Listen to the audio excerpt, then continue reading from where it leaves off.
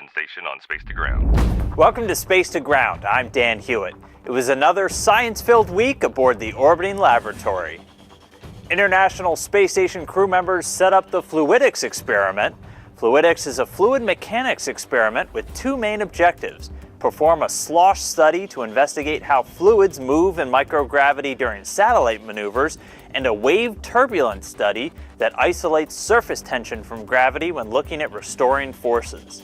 The study could also help us understand how oceans work here on Earth, including the phenomenon of rogue waves. Fluid mechanics wasn't the only thing on the crew's mind. They also spent some time studying, well, their minds.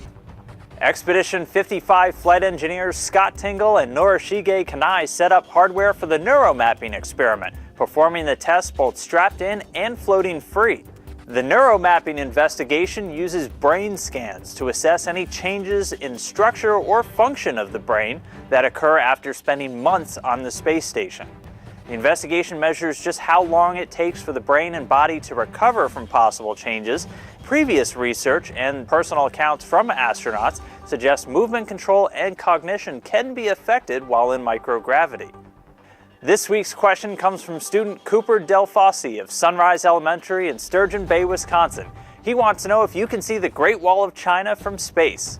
Well, Cooper, although the Great Wall is frequently billed as the only man-made object visible from space, it generally is not, at least to the unaided eye. The Great Wall is pretty hard to see and hard to photograph because the material it's made out of is about the same color and texture as the area surrounding it. The shape, the age of the structure, the resolution of the camera, the condition of the atmosphere, all of these factors affect the ability to detect an object from low Earth orbit. However, you can see the wall in radar images taken from space. Station crew members take thousands of images of planet Earth during their time on board the space station.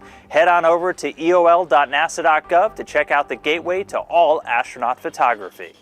And keep sending in questions using the hashtag #SpaceToGround. We'll see you next week.